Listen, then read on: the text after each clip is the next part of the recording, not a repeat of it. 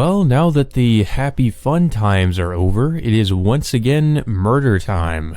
Everyone's favorite, everyone's favorite part about Karo Shoujo. I was honestly waiting for it to get dark. I mean, it was throwing all this lighthearted stuff at you, but you know it's tragedy is about to strike when it does that. I will not fall for your tricks. The sun peeked out above the eastern mountain range. Nanako walked the streets of the settlement alone. It was a cold winter morning. The warmth had completely left her body.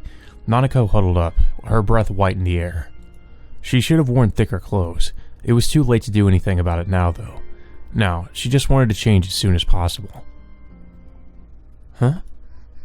A strange odor brushed by her nose, carried by the cold wind. It almost felt cold enough to freeze her sense of smell, but this scent lingered. It was the sour stench of excrement. Ugh. What the fuck? What is that? She covered her mouth and glanced around. This was the outskirts of the settlement. There was nothing out here but a few private homes. A small house was upwind. The smell seemed to be coming from there. That house. There should have been a person named Kawase living there. She was a widow who lived alone. She, Kawase Sachiko, had fallen ill at the beginning of the year and had visited the Courier clinic several times. Did something happen? Kawase-san? She called from the outside of the house. The smell had gotten stronger, but she had no way of knowing what was happening inside. Her unease grew. She placed her hand on the door. Not many people around here locked their doors, even those outside of the settlement. The smell suddenly grew in intensity the moment she opened the door. The air was more stagnant than normal. She could have turned back, but as a nurse, she felt it was her responsibility to discover the source of this distinctly human odor. Her knees were shaking. She placed a hand on the wall as she proceeded into the dark room. Kawase-san? She opened the door dividing the entrance from the living room. Ooh, the smell got even stronger. There was no doubt. It was the smell of... She wanted to run away. But now that she'd come this far, she needed to confirm it. At that moment, something white passed by her face. A moth.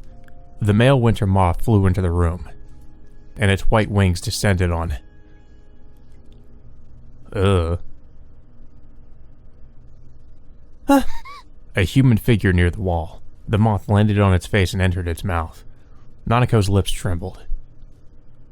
Oh man, and look at where the blood is too. Oh god. This is definitely giving me flashbacks to the first game now. She drew back the moment her brain processed the situation. The large mass strung up against the wall. The vast pool of blood on the floor. The lumps of flesh scattered about here and there. She took another step back. She was unable to proceed further inside to confirm anything. She looked away. Even at a glance, it was clear that this was Kawase Sachiko's corpse. Why is this? She felt sour gastric juices rise up at the back of her throat. Nausea assailed her. She could no longer bear it and rushed outside, emptying the contents of her stomach. Ugh. Her eyes watered. She felt like she was going to collapse and desperately resisted the sensation. I have to do something. But what? What do I do? She knew what she should have been doing, but her thoughts just wouldn't settle. Her throat was unbearably dry. Yep, it is murder time, folks. When she finally staggered to the Courier clinic, the first thing she did was drink some water. The water, almost cold enough to be frozen, calmed Nanako down. That's right. She remembered what she needed to do. She picked up the phone by the entrance. The police number is... She flipped through the phone book.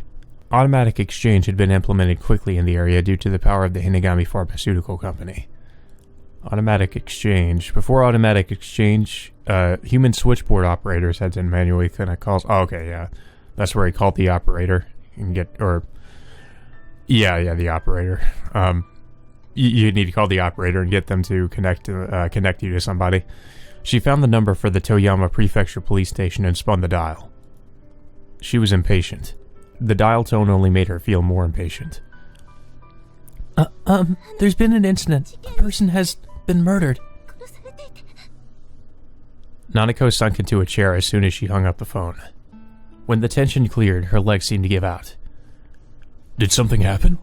The door to the examination room opened and Yuzuru entered the living room. Doctor. I heard something about an incident. Yes, well...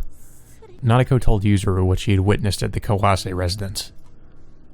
Kawase-san, strung up? Yes, I have no idea what's going on. Yuzuru thought for a moment, furrowing his brow. Sawashiro-kun, could you go to the shrine and report it to them? The shrine? The leaders of Hitogana need to be informed. I'll head to the Hinagami house.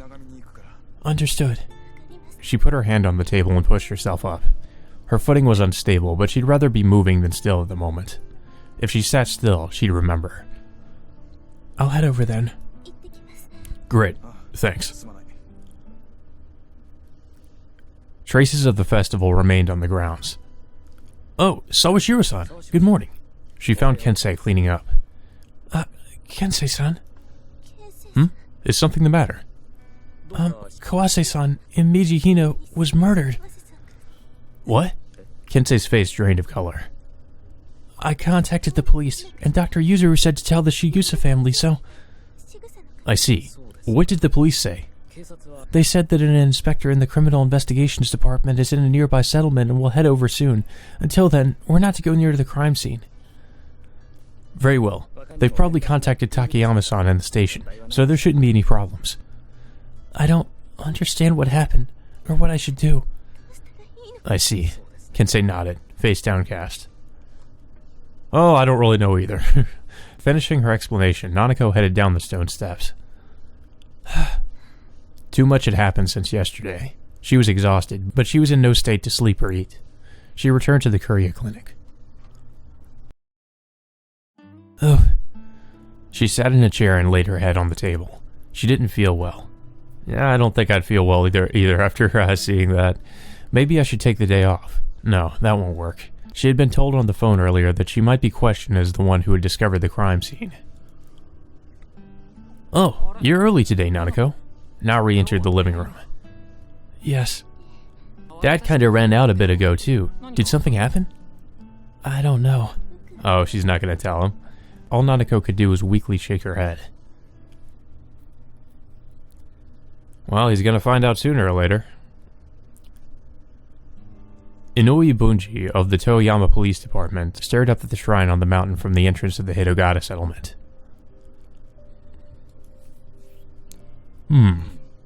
He snorted and started walking. For over 10 years he'd waited for this event to happen. Inoue found an excuse to stay in a nearby settlement every year around this time. That was how long he'd been waiting for the curse to occur in this settlement. This kind of reminds... You know, speaking of Higurashi, this reminds me of why am I forgetting his name now? The detective that investigates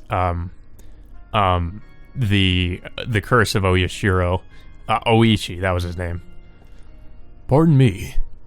Inoue entered the police station at the entrance of the village. A single policeman stood there, a dubious expression on his face. Who might you be? Inoue, Prefectural Police. I've been waiting for you, sir. I'm Officer Takayama, stationed at this police station. Takayama stood at attention and saluted. The crime scene? Sir, it's in a section called Mijihina. That's not what I'm asking. Who's at the scene?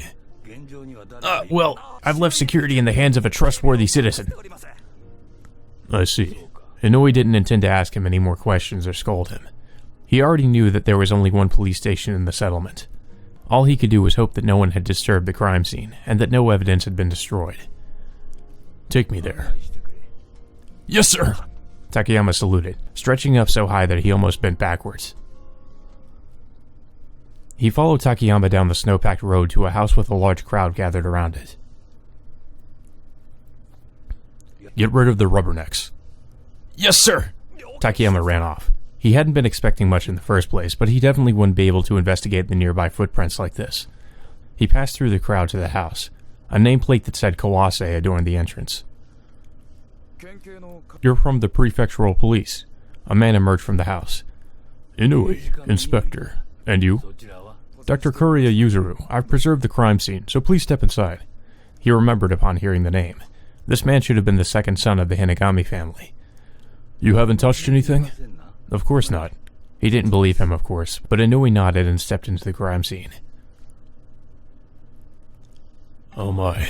Upon seeing the crime scene, Inui groaned, then said nothing more. A sea of blood. A strung-up corpse. She's beyond a doctor's help now. Well, I mean, she's dead. Take some pictures. Yes, sir. Takayama took a camera out of a bag, blue in the face. It was no wonder. Even police officers didn't see gruesome corpses like this all the time. The room was illuminated briefly with the flash of the camera. Each flash revealed the red color blanketing the room. Did you take a look at her, Doctor? He asked Yuzuru.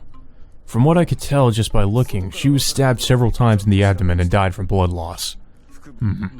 Takayama shined his flashlight on the corpse's stomach. Not much light reflected off the dark blood after it had dried. She's stitched up. There were traces of thick thread, twine perhaps, sewing her up from the navel to the genitals, almost as if mimicking a cesarean section. Do you remember the case a little over 10 years ago, Doctor? I do. Yuzuru nodded at Inui's question. That time was the same. The corpse was strung up and the stomach was stitched. What did the people here call it? You mean Hina-sama's curse? Yuzuru said with a sigh. I'm done with the pictures, Takayama reported, still blue in the face. Do you have a knife? I've got scissors. Takayama took a pair of sewing scissors out of his bag. There'll be another picture to take, so be ready. That was all Inui told Takayama before he approached the corpse. He put the blade of the scissors against the thread in her stomach. The thread, soaked with blood, had hardened and didn't cut very easily. He pried the thread apart with the scissors. When several of the threads were severed, it was clear that something was unusual. Something shifted inside her stomach. Inui quickly put his hands near her genitals. With an unpleasant, sticky sound, something red fell out of the incision. Eek! Takayama let out a pathetic shriek. Inui grimaced and snorted as he caught the red lump. It's the same. Inui held in his hands a clay doll stained with blood. Same thing happened at the last murder, though I dropped it in my ignorance, and it shattered. He placed the clay doll on the futon, still laid out on the floor. It's like he's been preparing for this for years. He probably has been. A red stain immediately spread through its fabric.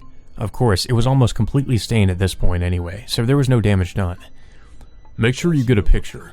After giving that direction to Takayama, who'd gone stiff, Inui continued his investigation of the corpse. Well, at least we don't have to investigate the corpse ourselves. We only have to read about it. Because usually we have, this would be an interactive segment, but I guess considering this is a very long flashback, we don't have to do anything like that yet, considering we're not playing as Reiji or anything. Given the amount of blood here, it's clear that she was killed in this room, though I can't say whether she was strung up or stitched before or after death. He muttered to himself as he wrote in a notebook. It's hard to imagine she was stitched up while hanging like this. Judging from the congestion of blood in her wrists, I'm guessing she was tied up and hung here soon after her death. In other words, the work done on her corpse was done exceedingly quickly. Doctor, can you tell me what the time of death was from examining the corpse? I've never studied forensic medicine, so I can't. We've no way of measuring her temperature now either. Yuzuru shook his head. Inui grabbed the corpse's leg. The withered leg's joints were stiff with rigor mortis and difficult to move. Taking the stiffness into account, I'd say about 12 hours ago. So she was killed in the middle of the night. Yuzuru looked at his pocket watch. There was a festival yesterday, right? Did anyone see this woman? When he asked Takayama, he realized that he hadn't even heard the name of the victim. Wait a minute. What if she was the Miko? Oh shit, I just realized she was probably the Miko. People probably didn't see her because she was the Miko. They're gonna say, oh, we haven't seen her. I'm guessing she was the Miko. I'm putting money on it. No! Kawase Sachiko-san was not at the festival. Dr. Kuria can give you the particulars. Oh? I was examining her last night. Her condition had worsened, so I prescribed her some medicine. How careless of you, Doctor. You suspect me? That's my job. Inui turned his back to Yuzuru when he remained silent. I'll need you to inform me later about what kind of medicine you prescribed her. He stopped after telling him that. It wouldn't clear him of suspicion, of course. Judging from the shape of the wounds on her stomach, the weapon was a short, single-edged blade, something like a punk's knife, not a scalpel you'd use in surgery. Is that so? Yuzuru wasn't bothered by Inui's sarcasm. The entrails scattered around were probably severed with the same blade, likely to stuff this doll inside. Was it the same last time? It was. A short answer. You, go question the people outside. I want to know if anyone witnessed anything last night. Yes, sir! Takayama bolted outside. If there's this much blood, the culprit's bound to have been covered in it too. I suppose you're right. But there weren't any noticeable bloodstains outside. Did they change clothes? Probably, assuming someone didn't deliberately conceal such bloodstains. What Yuzuru said was most likely true, but Inui couldn't help making the comment. That couldn't be. I sent him out to question everyone, but I can't imagine I'll get any useful information. Not as long as they think this is the curse. You may be right. Yuzuru's attitude was admirable despite it all. If I'm not mistaken, you are the second son of the Hinagami family, right, Doctor? Yes. I'm guessing that's why you suspect me so much, Mr. Inspector.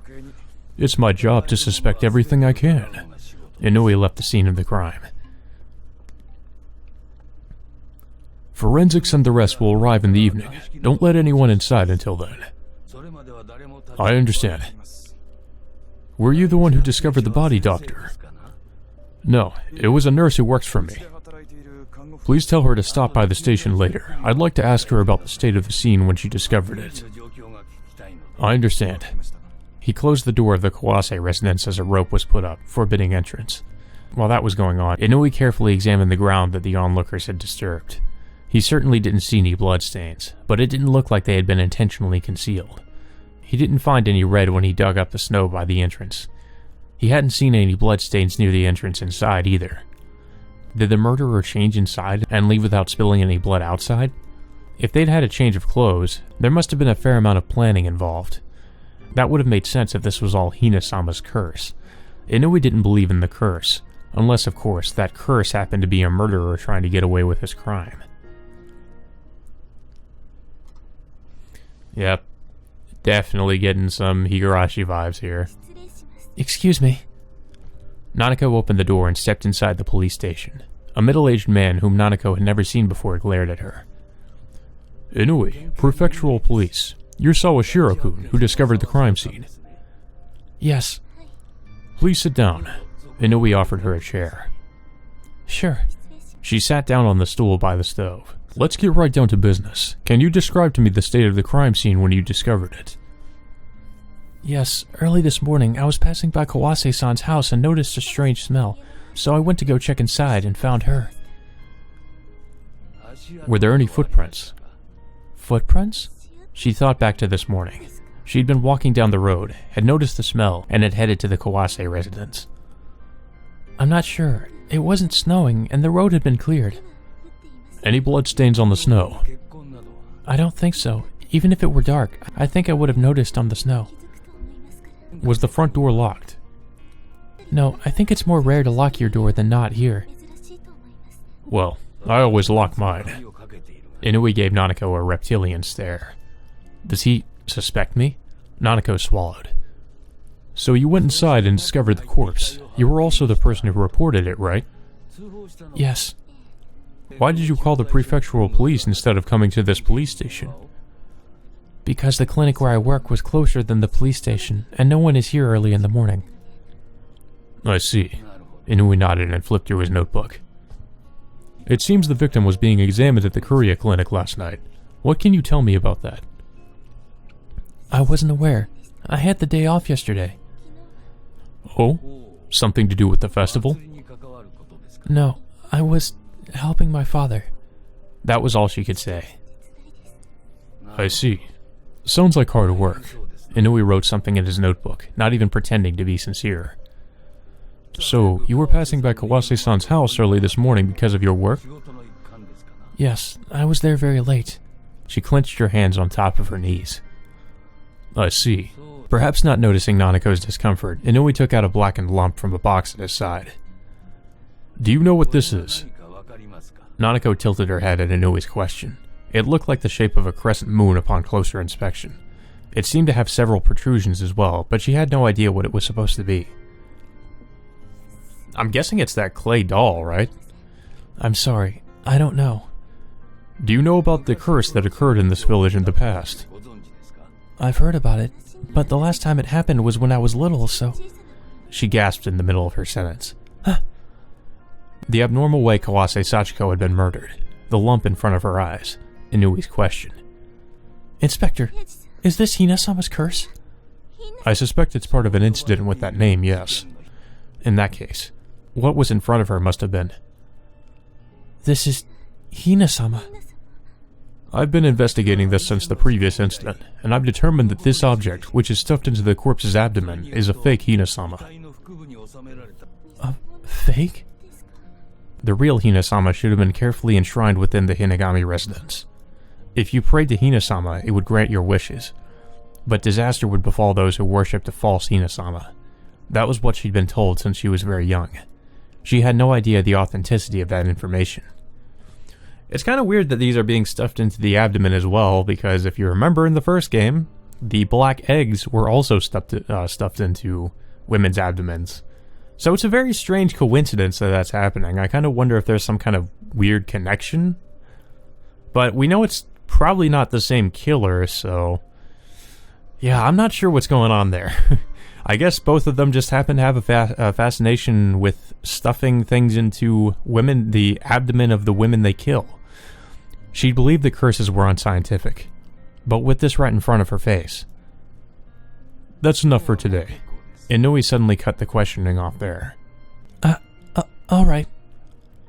I may need to ask you some more questions at a later date, so I hope you'll cooperate at that time. Right, I will. Nanako stood. She wondered if she was a suspect. Well, pretty much everybody's a suspect. She'd heard that the person who discovered the crime scene was the first to be suspected in cases like this. If that was the case, she may be the subject of an investigation. Nanako left the police station, falling into a somber mood.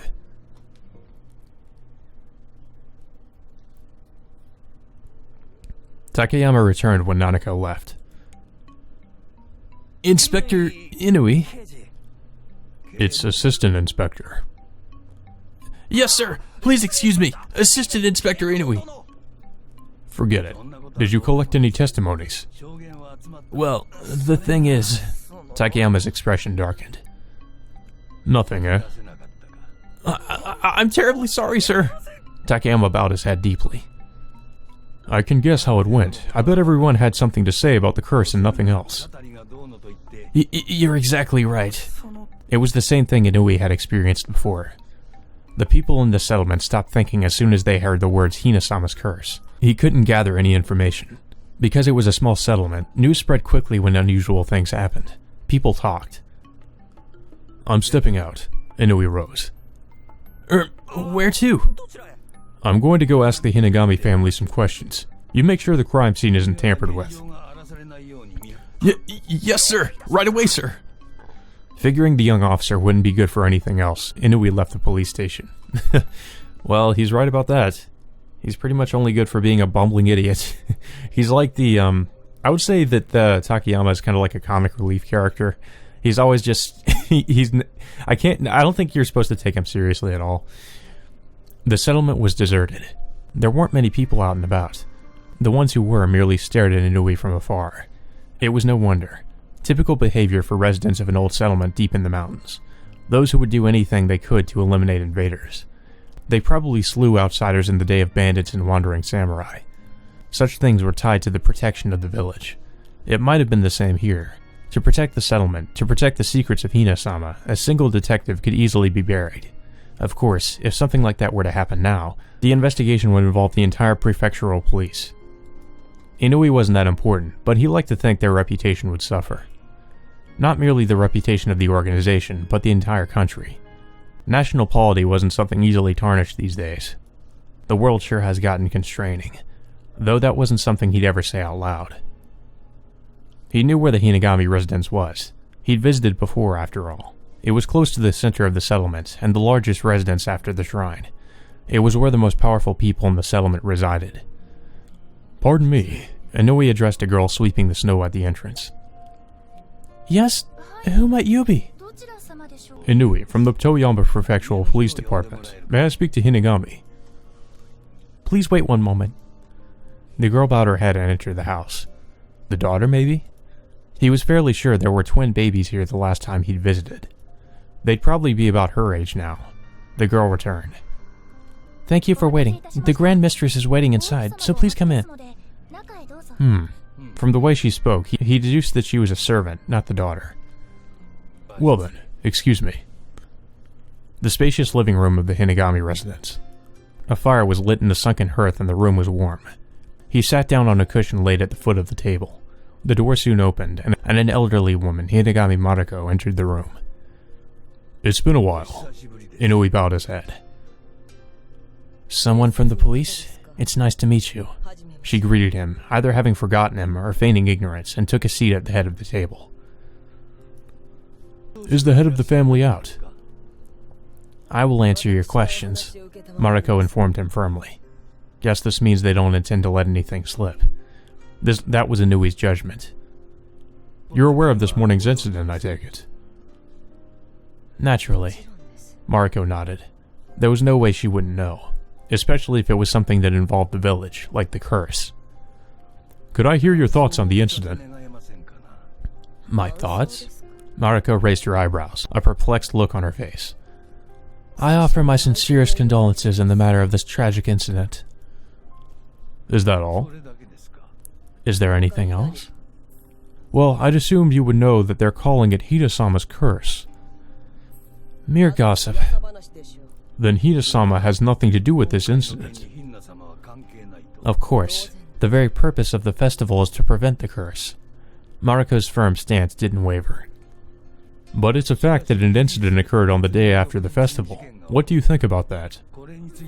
They have nothing to do with each other, Mariko declared.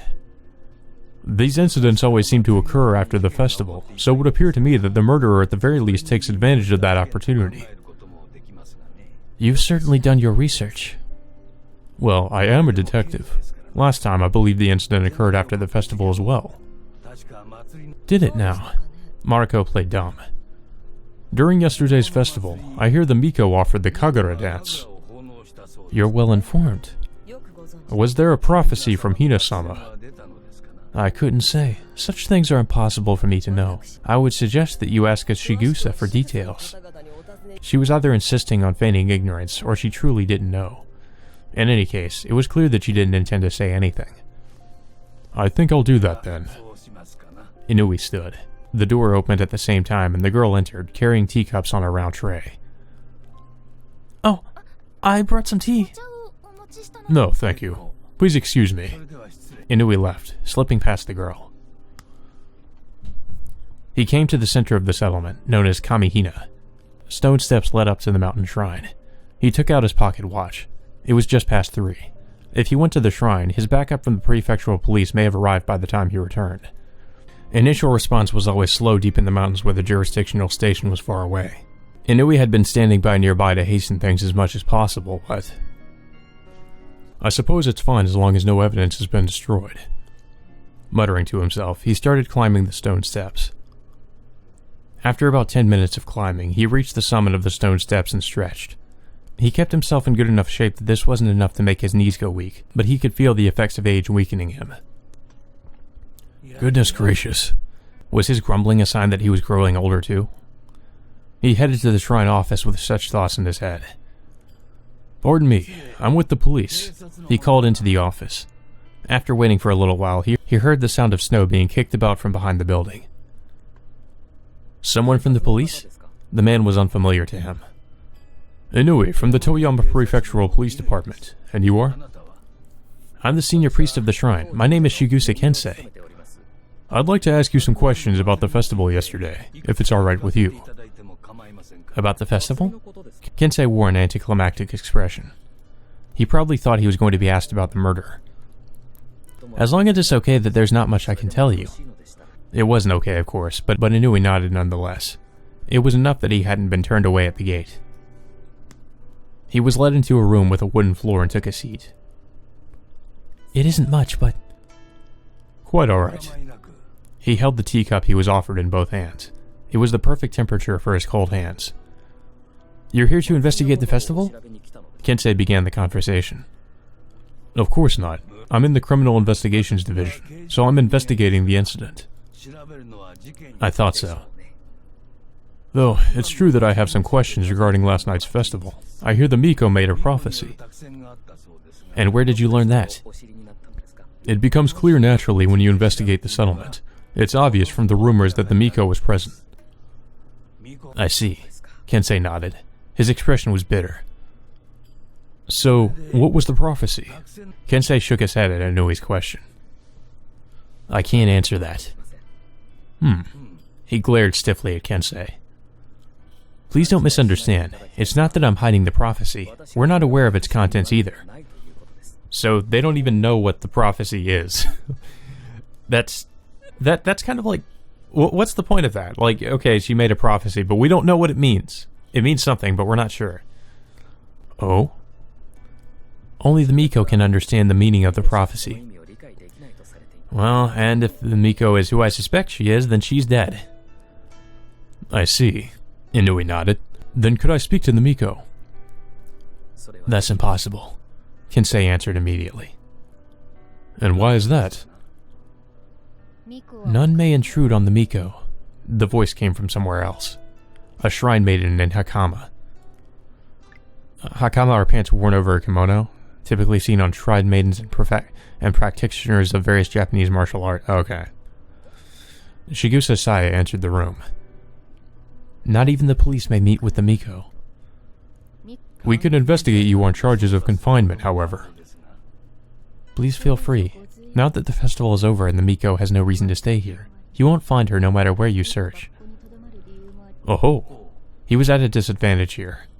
Realistically, there was no way to get a warrant to investigate them on suspicion of confining someone whose very existence wasn't even certain. Well, we'll get to that later. For now, it's more important to investigate the incidents occurring in the settlement.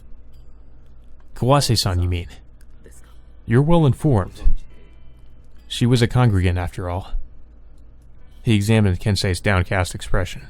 He seemed depressed, but didn't show much more emotion than that. Then, you know that it's being called Hina-sama's curse. Yes, we're aware. Saya answered in place of Kensei, whose head still faced down. And what are your thoughts on that? Inui asked Saya, observing Kensei's reaction. There's nothing more to it. It's exactly as they say. By exactly, you mean you think it's the curse? Yes, of course. Saya's composure didn't waver. Kensei didn't display much of a reaction. Naturally, the rumor did not originate here. Of course.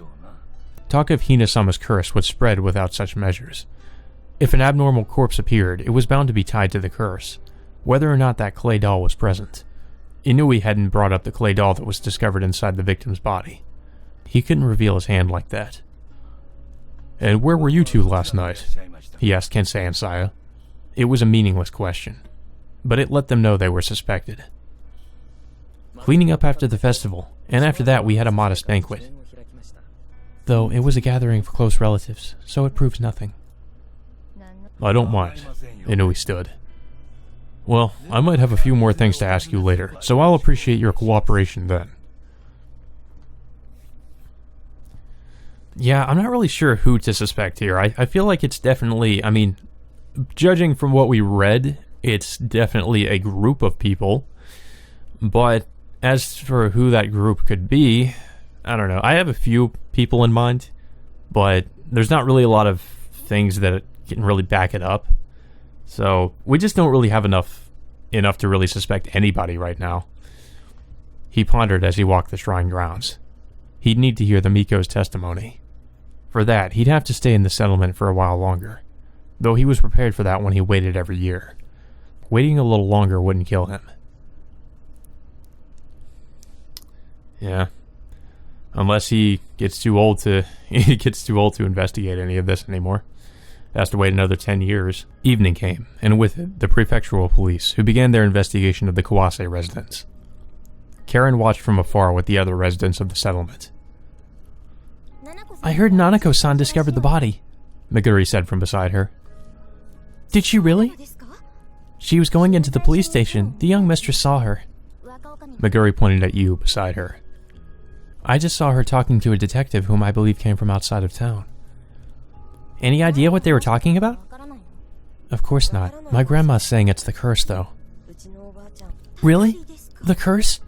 The tale had been told in the settlement for a long time. Karen had heard it more than a few times. Much the same for Meguri and you, most likely. It hadn't been since right after Karen and her friends were born that anything called a curse had occurred. So naturally, this didn't feel real to them. Of course, this was why they gossiped about it so excitedly. If it's the curse, then that means it's because of the Miko's prophecy, right? I wonder. The Miko's Kagura dance yesterday. Karen had no way of knowing what it was supposed to have meant. But the curse is punishment for worshipping a fake Hina-sama, right? A fake Hina-sama, eh? I've never seen the real one, though. I haven't seen it either. The real Hina-sama was enshrined in Karen's, the Hinagami family's house. She wouldn't be able to tell the real thing from a fake, and if someone switched them, she'd be none the wiser. If that happened, would it be worshipping a fake? Karen pondered. The clay doll I made before, is that a fake Hina-sama too? But you made it in the shrine, like you were told to, and the Miko crushed it into that cup herself during the festival, right? Unless it was switched. Unless they were switched out. They could have been switched. That's a possibility. Well, they did say it would be used during the festival. So if she was secretly worshipping Hina-sama, does that mean there was some wish she wanted granted? Could be. They say Hina-sama grants wishes after all. Karen thought while she listened to their conversation. If the real Hina-sama granted wishes, then why hadn't Karen's wish been granted? Yeah, why doesn't my brother love me the way I want him to? That's probably her wish. It most likely is. Several days after the festival, Naori and his friends were gathered at their hideout for the first time in a while. Have you figured anything out since then, Nao-chan? Aito asked him about the incident. Nope, seems like they're investigating a lot of stuff, but no one from the village can squeeze any information out of them. Not even from the officer? It doesn't look like they're telling him anything either. He himself had indirectly asked Takayama about the progress of the investigation and hadn't learned anything.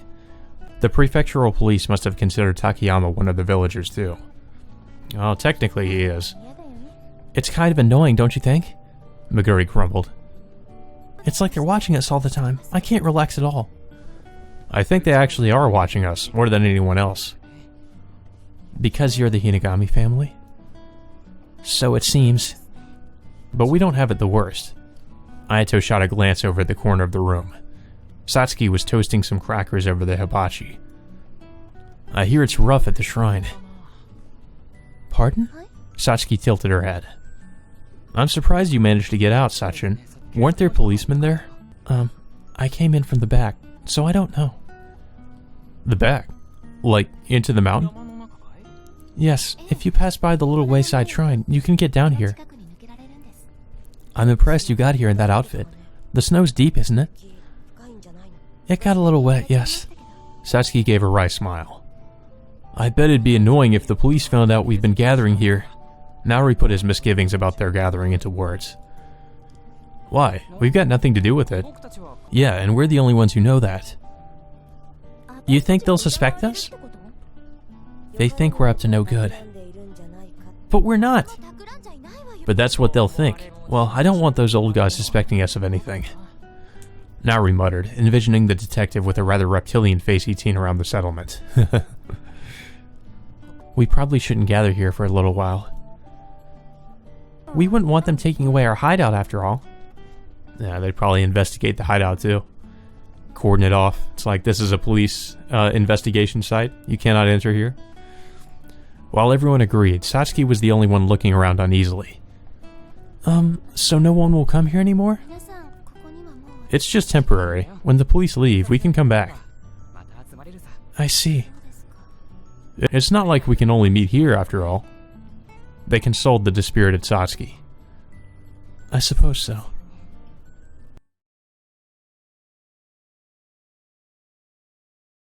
Inui was seated at the desk in the police station, staring stiffly at some reports. Shall I make some tea? Takayama asked, standing by idly. That's pretty much the only thing you're good for. Do whatever you'd like. He drove Takayama away with a non-committal response. If you got time to make tea, go on patrol. It was too troublesome to even tell him that. Forensics and the like had finished their investigations of Kawase Sachiko's murder, but they hadn't found any valuable evidence. Their reports were largely the same as what the Dr. Yuzuru had said on site, and Inui didn't learn anything new from them. They hadn't found anything the culprit had left behind, but that was proof that the culprit had planned the murder meticulously. It wasn't a randomly committed crime. Of course, you could tell from the scene that the crime wasn't an impulsive one. The thread used to sew up the corpse's stomach and the rope used to hang her were easily obtainable anywhere. They wouldn't lead to the culprit. The only real clue they had was a clay doll inside the corpse's stomach. The victim's blood had seeped into it, but it had clearly been kneaded by human hands. But no fingerprints could be lifted from it. According to the rumor of Hinasama's curse in the settlement, the clay doll was a fake Hinasama. But who had sculpted it? If it had been Kawase Sachiko, then the curse would have been manifesting exactly as the rumors said. But if someone else had made it, there was a possibility that someone was calling themselves the curse to commit murders. Well, that is definitely a possibility. Someone just using the curse as an excuse, which really either way it is just an excuse to commit murder. I made some tea. Ignoring the teacup set on the desk, Inui asked Takayama a question. The nurse who discovered the body wasn't involved in the festival, correct?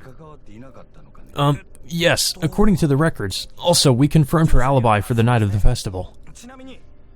Not with the family, I hope. With her father and a guest of his. I see. It was customary to suspect the person who discovered a crime, but she didn't have much connection to the curse, even if the doctor at the hospital where she worked was a Hinagami. But that doctor, was it a good idea to have had Kuriya Yuzuru perform the autopsy? Was his involvement just coincidence? How much was coincidence and how much wasn't? It was hard to distinguish the two. He couldn't simply jump to the most obvious conclusion. He had to consider every possibility. Like the reports in front of him, it wouldn't all come together. What he needed to put it together was... The Miko? The Miko, huh? If her existence could be proven, if he could put her at the center of the puzzle, he thought he could find the solution, the proof of the curse. Yeah, I don't know. I just still feel like Kawase had to have been the Miko. I could be wrong though. Could be somebody else, but it would make sense. Chizuru was drinking green tea by herself in the living room. She'd sensed that the mood in the house had been a little gloomy for the last few days. It had started with Nanako, the nurse, but Yuzuru and So were as quiet as her now too. Chizuru thought it must have been her fault, at least partly. She was the one who'd ruined the atmosphere first, even before the aftermath of the festival. She hadn't spoken much with Fumiya since that day, but her brother had accompanied her to the festival without complaint, with his injury too. Everything's my fault. No matter what I do, I can't make amends for his wound. No matter what I do. She squeezed her thighs together. Oh my god, what? She couldn't help remembering that night. She didn't think that was atonement at all. No, she was kind of just, doing that for herself, wasn't she? That was more like a selfish thing. It was something Chizuru herself had wished for, you know? She slouched over onto the dining table. Okay, what are you doing? What are you doing? Her hand slowly moved to her skirt. There you are. Chizuru jumped up at So's voice as he entered the living room. What, not feeling well? No, it's nothing. She was seriously just about to masturbate in the middle of the fucking kitchen. What the fuck? Chizuru is a bit more freaky than I had anticipated from, like, seeing her in the first game. I was like, well, she seems pretty modest and reserved and all that, but I guess, but it's like, you know what they say, the reserved ones are usually the most, usually the freakiest, so, I mean, and she's also not wearing a fucking bra, so we should take that into consideration as well. I mean, you know, it's like, maybe she's an exhibitionist. She answered nervously. We got a letter from the Kuchikis. Huh? From home? What could it be? She flipped over the letter when he handed it to her. Come home? It was her father's writing. That's all the letter says. Just come home. Looks like Yatsuda-kun's worried about you two after all that's happened here. Fumiya's injury and the incident that had happened afterward. It made sense that he wanted them home. We'll get a car and train tickets ready for you. Okay. Thank you. She returned to her room. Oh? The window was open and cold air was blowing inside. Perhaps it had been unlocked and the wind had blown it open. She approached the window and noticed something strange. There was a bit of snow on the window frame. Wait, did somebody climb in through the window? Huh? She stuck her head out the window and looked outside. There were footprints on the piled up snow. The fuck? She gasped and took a few steps back. Someone had broken into the room? She glanced around the room. Nothing appeared to be out of the ordinary. Yeah, it seemed that there should be like snow in the room too if someone had broken in or took a step inside the room. Chizuru turned to gaze to the camera sitting on the desk. Why? The back cover was open. She hurriedly checked inside. Uh-oh. Someone stole the camera, what was it? I guess the, undeveloped photos from the camera? It's gone. The film that should have been inside was gone. Okay, they stole the film. I guess that could have been potential evidence, so it's... Whoever broke in must have been involved if they're stealing Chizuru's film, because that would have been potential evidence, I suppose. She opened the bag next to her bed and checked inside. The film she'd used already was inside its case. All of her other belongings were still there. So someone broke into the room and stole the film inside the camera. But who and why? She sat down on the bed. She was confused and didn't know what she should do. Should she tell someone? No, she couldn't cause them any more trouble. Luckily, she just changed the film and there wasn't anything on it yet. Well, she could tell Inui, but, you know, if she told them something like that, then she could be the next target for the murderer if they got wind of it. So, I don't know. It is kind of dangerous. Chizuru approached the window again and brushed the snow from the frame. She closed the window and clasped it shut tight. If she pretended she hadn't noticed, it would be as if nothing had ever happened. There was no need to cause more trouble. At the very least, she wanted her last couple of days here to be peaceful. Well, she could have helped with the investigation and told them what was going on, but no. Back to the creepy storehouse. Satsuki was curled up in the corner of the room. She'd spent every day since then like this. She didn't move except to eat the meals brought to her. All she did was look at the mirror every so often and sigh. Oh my god. That is a creepy-ass doll. What's wrong? And it looks exactly like her. That's even weirder. Her mouth moved. It's nothing. She looked away from the doll.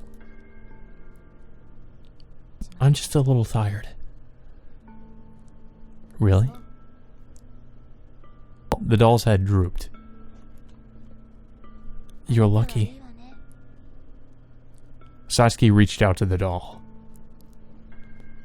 I wanted to be strong like you. Okay. She grasped the head of the doll. Can you tell me something? I only watched. You were the one who did it, so why am I the one who feels guilty? That's a little bit suspicious. There was no answer. What did she do? I wanted to be you. I wanted your strength. So why did you take everything from me? She clenched the doll in her hands. All Satsuki could do was hang her head.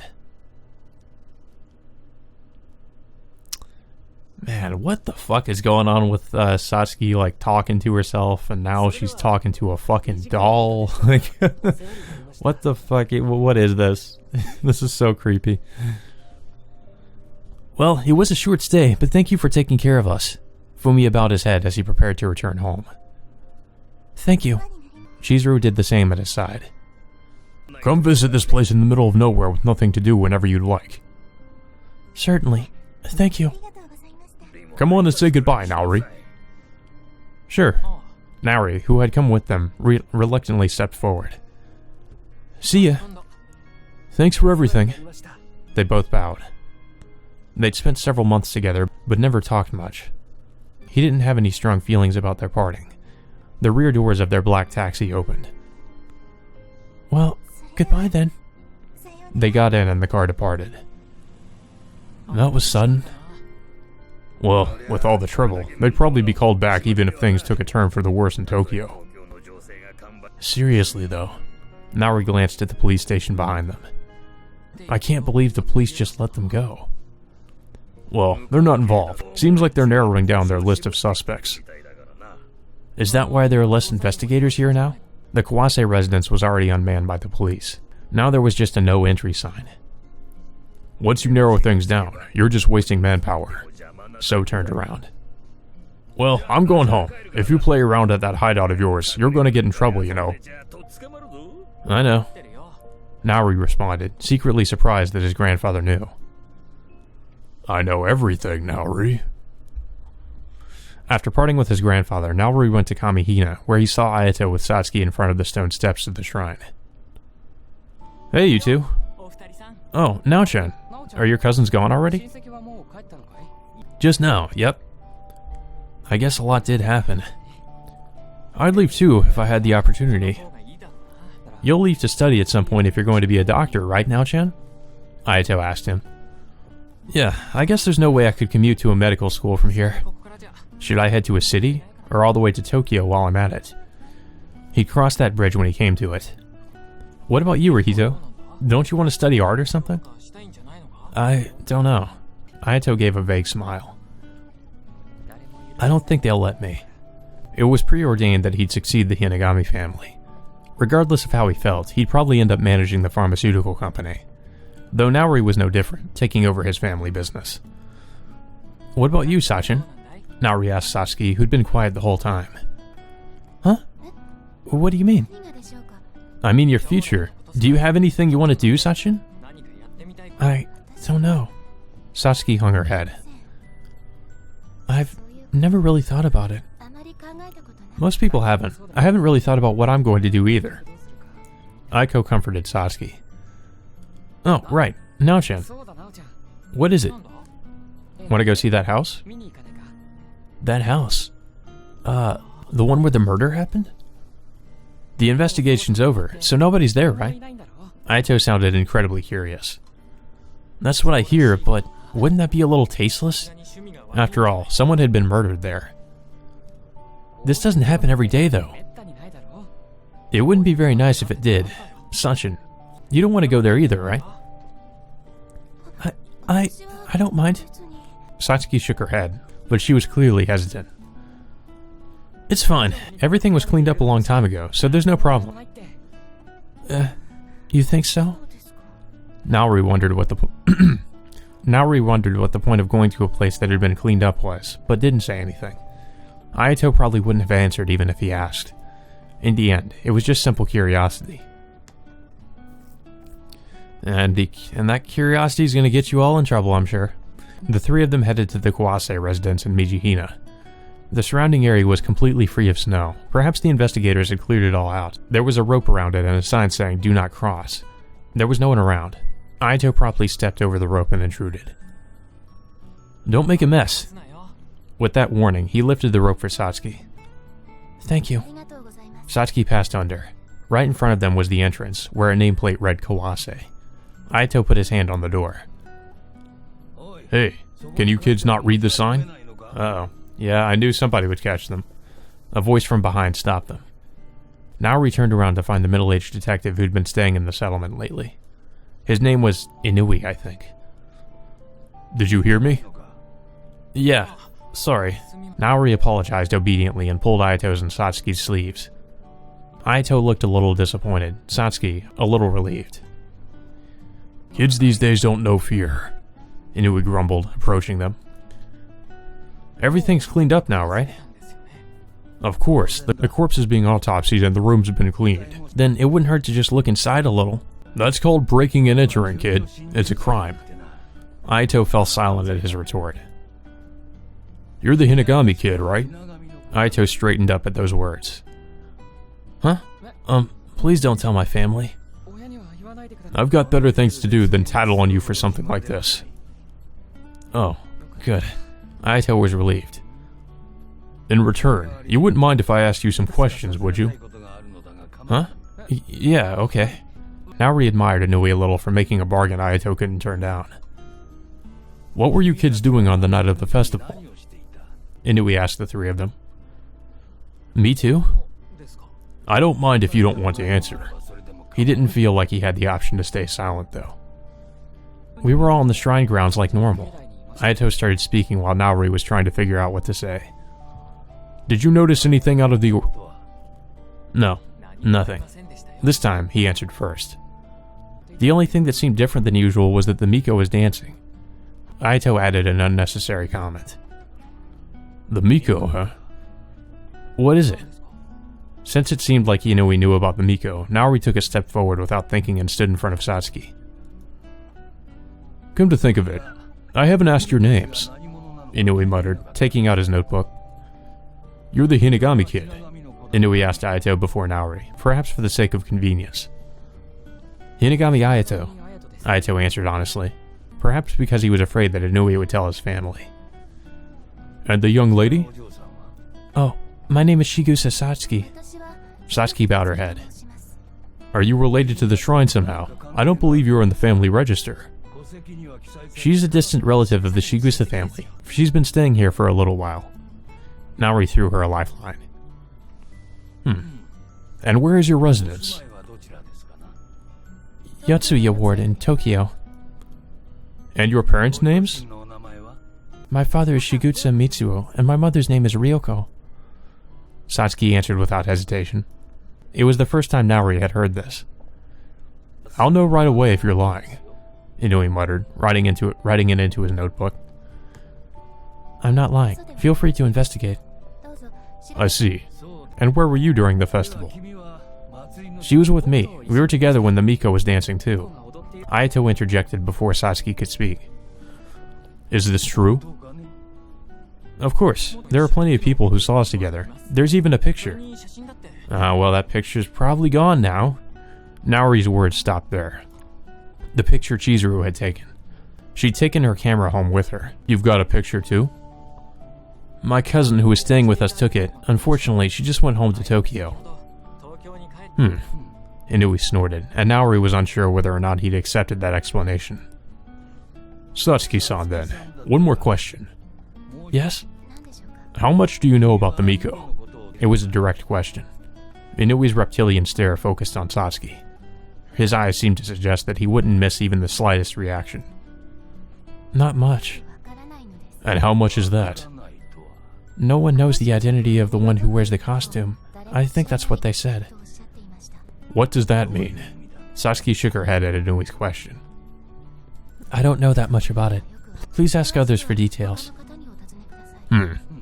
Perhaps satisfied, Inui returned the notebook to his pocket. Or rather, maybe he just decided he'd make no progress like this. Isn't that enough, Mr. Inspector? Naori put himself in between the two of them and attempted to cut off the conversation. I had a question for you too, Cordia Naori-kun. Naori hadn't introduced himself to Inui yet. There's nothing to be nervous about. I'm getting a lot of help from the Courier Clinic on this case. So you say, but I don't think you've been to my house before. I just heard a little about you from your father. He knew that Yuzuru had examined the body after Nanako found it. What did you want to ask me? The nurse who works at the Courier Clinic. What was her name again? Sawashiro Nanako. He knew it was a leading question, but answered it anyway. Ah, that's right. Do you know what she was doing on the night of the festival? No idea. She's just an employee at my father and grandfather's hospital, so why would I know about her personal life? It would have annoyed him to simply say he didn't know, so he made his response a little provocative. Is that so? But Inui ended his attack almost disappointingly easily. Yeah, I think Naori actually did know what she was up to, but he's probably not going to tell Inui anything about that.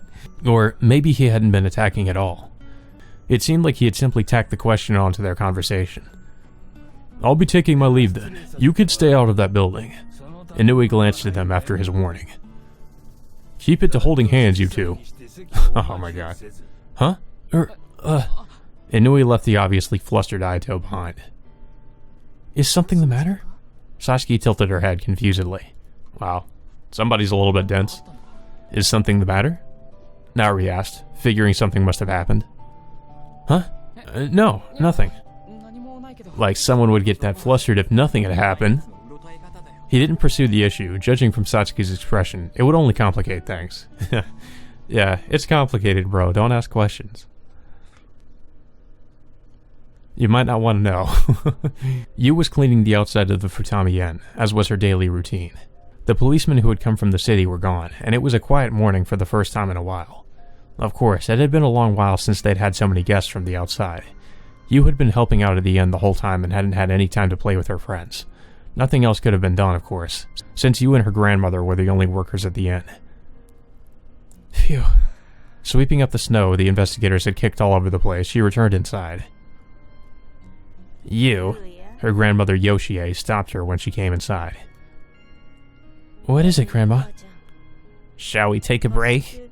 There was a tray with tea, and I don't know what kind of voice to give this woman. I guess that sounds about. I guess it probably sounds about right. There was a tray with tea and manju next to her grandmother.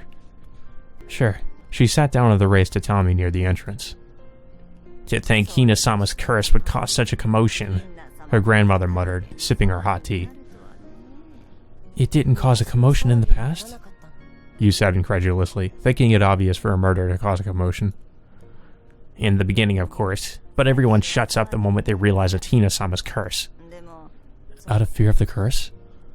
Perhaps so, but only those who have misbehaved are met with the curse in any case. Sounds like she's a true believer in this curse, Yoshie said, sipping her tea. So the woman who was killed did something bad? It is indeed bad to worship Hina-sama independently. You can't steal a march on everyone else to grant your own wish. But everyone knows that you'll be cursed if you worship a false Hina-sama, right? Knowing that, why would you... I suppose she had a wish she wanted granted that badly. You wondered what sort of wish one would gamble their life on, but doubted she'd be able to find the answer.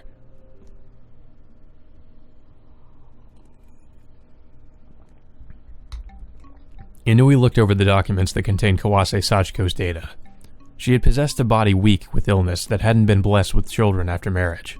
Oh, that's unfortunate. Sounds kind of like the problem that Chizuru had, I think. Her husband had died in an accident while she was undergoing fertility treatment. Her condition had only worsened after that. She hadn't socialized much with the other villagers, and had been confined to her bed for much of her recent years. He'd read the data countless times, but none of these facts pointed to the reason for her murder. I guess if we were playing as Reiji, this would be the inference segment, where we look at our evidence and come to a conclusion based on that.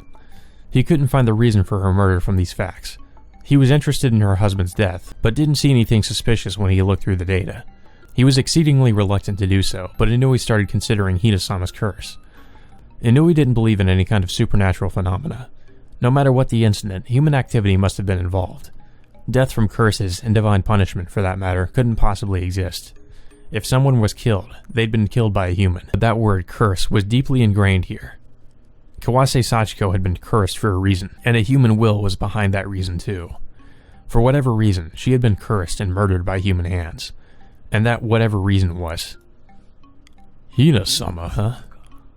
The clay doll that had been inside the victim's abdomen. The investigators had already brought the real thing back to the prefectural police. Oh, so the one that the Hinagamis had? What he had on him was a black and white photograph and a document describing all of his particulars. Cursed for worshipping a fake.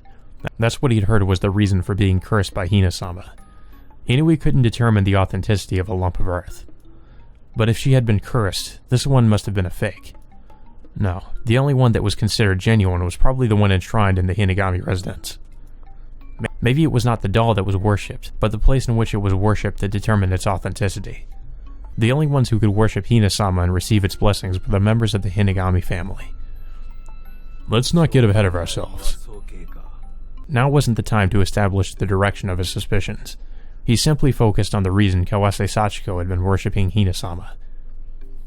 Probably because she wasn't able to bear children, I would assume. That's probably the first thing you could assume was the reason why she was worshipping Hina-sama. She wanted some kind of, like, I guess the miracle of children. She had a wish she was willing to gamble her life for. What was the correct line of reasoning? But what on earth kind of wish would you go that far for? Her recovery? That was hard to imagine. To bring back her husband? Oh yeah, that too. That's another thing she could have wished for. Too preposterous to consider. But the very idea of a curse was preposterous. I mean, the idea of a miracle happening in the first place, when you think about it, is also preposterous. It was only fitting that the wish she'd wanted granted would be unrealistic. Exactly. Ridiculous. Driving the irrational thoughts out of his head, he sipped his tea. Having neglected it for this long, it was now completely cold. And we have gotten nowhere in this investigation. Fantastic. Dinner was over at the Hinagami residence. Karen sat with Ayato at the sunken hearth.